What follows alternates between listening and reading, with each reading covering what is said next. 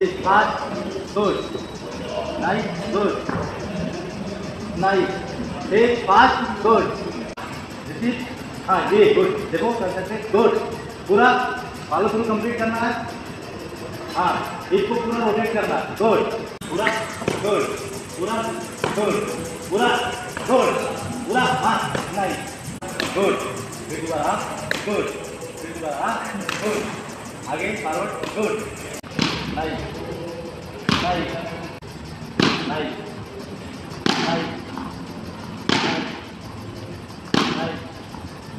Nice good.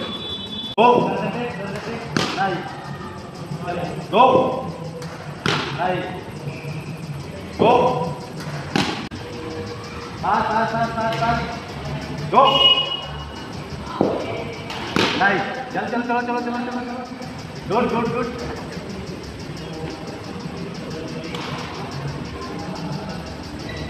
Fast go चल चल चल स्टार्ट। हाय गाइस, आज फिर एक हम लोगों ने एक और अच्छा या एडवांस या लेटेस्ट ड्रिल्स बोल सकते हो, जो मैं creative drills day by day हमेशा लाता रहता हूँ और उससे कुछ इम्प्लीमेंट करता रहता हूँ प्लेयर पर, जो मुझे रिज़ल्ट भी अच्छे मिलते हैं। तो इस क्रिएटिव ड्रिल में आज आप लोगों ने देखा होगा बैटर के साथ मैं काम किया, तो इसमें स्विफ्ट शॉट पर काम किया कि बेसिकली फिर वही चीज़ें कि मसल्स को यूज कराना है, मेमोरी को फीड करना है उनके मसल्स माइंड में, धीरे धीरे करके ड्रिल्स को प्रोग्रेसिव बनाना, जो मैं लगातार करते आ रहा हूँ।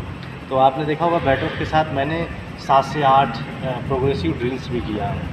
तो पहला हमने देखा होगा बैटर को जैसे ही मेन स्विप शॉट के पोजीशन में बैठकर अपने बॉटम हैंड से बॉल रिसीव करना है, फिर पीछे ले जाना है, फिर वो जहाँ भी डालना है मिड विकेट स्क्वायर लेग या क्या मिड ऑन और मिड विकेट के बीच से जहाँ की बॉल है वो रिसीव करके वहाँ वो डालना है।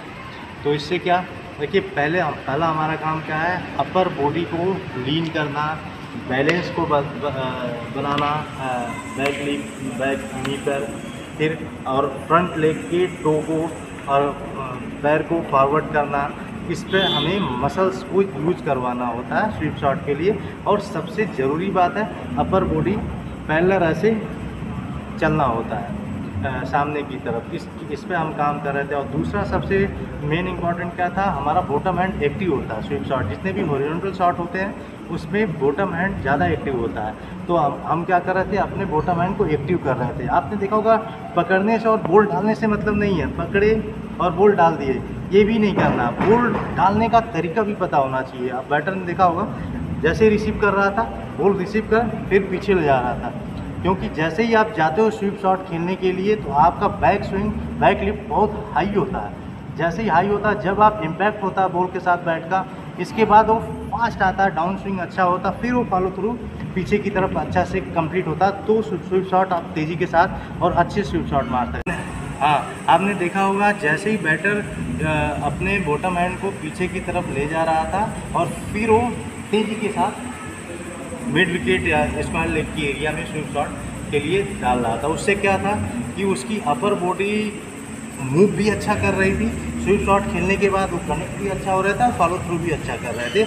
और उसके हिप का रोटेशन, जो हिप रोटेशन है वो बार बार हिप का रोटेशन अच्छा हो रहा था वो, क्योंकि स्विप शॉट के लिए आपका हिप रोटेशन बहुत ज़रूरी है। जितना अच्छा आपका हिप रोटेशन होगा उतना अच्छा आपके शॉट में कंट्रोल भी रहेगा और तेज से लगेगा भी।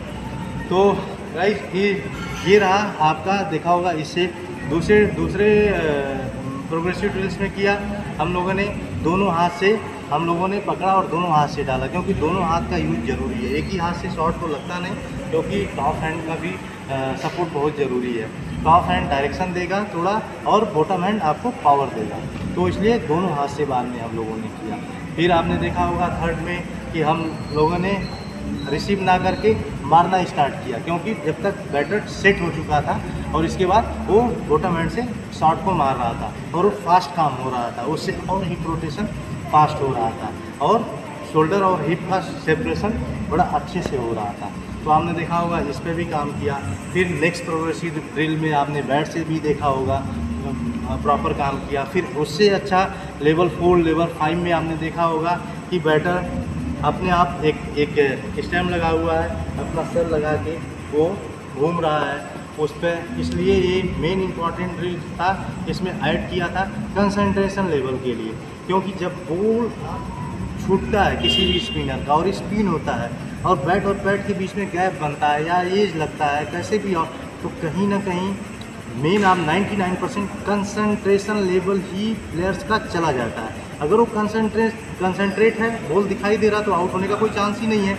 जैसे हम बोलते हैं कि यार बॉल फुटबॉल की तरह दिख रही है, तो फुटबॉल की तरह दिखना नहीं, मतलब हमारा कंसंट्रेशन लेवल एकदम हाई हो चुका है ड्यूरिंग गेम, कि जितना अच्छा से हम जहाँ भी बैट मार रहे हैं हमें बॉल अच्छे से ईजी दिखाई दे रही है। तो मेन फोकस क्या था इस पर, कंसंट्रेशन लेवल पर काम करना।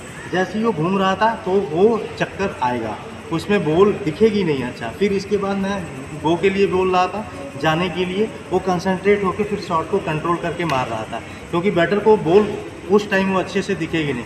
अगर उस सिचुएशन में बैटर ने अच्छे स्वीप शॉट मारना स्टार्ट किया तो नेचुरली जब सिंपल सी बॉल आएगा तो उसके लिए और इजी होगा। जितना डिफ़िकल्ट हमारी ड्रिल्स होंगी, जितना क्रिएटिव ड्रिल्स होंगी, उतना ज़्यादा हमें प्लेयर्स बनाने में मदद मिलेगा, मसल्स मेमोरी को उसी हिसाब से और ज़्यादा एक्टिव करने में मदद मिलेगा। लेकिन ड्रिल्स करने भर से प्लेयर्स नहीं बनोगे, इसलिए मैं आप लोगों को बार बार बोलता हूँ, ड्रिल्स का इम्प्लीमेंट नेट में अच्छा होता है, इम्प्लीमेंट मैच में करो तभी जाके, क्योंकि ये प्रोसेस होता है। अगर कोई ये सोचेगा मैं ड्रिल्स करके प्लेयर बन जाऊँगा, प्लेयर्स नहीं बनोगे। ड्रिल्स आपको 60-70% बैकअप देता है, लेकिन 100% बैकअप आपको मैच देगा। ड्यूरिंग मैच में आपको अच्छा करना पड़ेगा और ड्यूरिंग नेट में भी अच्छा करना पड़ेगा और माइंड सेट को कंट्रोल रखना पड़ेगा। माइंड सेट का भी यूज करोगे तो मसल्स मेमोरी का यूज 100% और ज़्यादा हो जाएगा। इसीलिए माइंड से खेलो, अच्छे से खेलो और हर जगह अपने आप को एडजस्ट करो, और मैच में भी आप लोग एडजस्ट करके और अच्छे लेवल में रन बना सकते हैं। तो इसीलिए ड्रिल्स के साथ आप लोग को मैच प्रैक्टिस, नेट प्रैक्टिस भी ज़रूरी है। जो हमारा सेशन चलता है वो 4 से 5 घंटे का, इसीलिए प्रॉपर सारी चीज़ें कराया जाता है।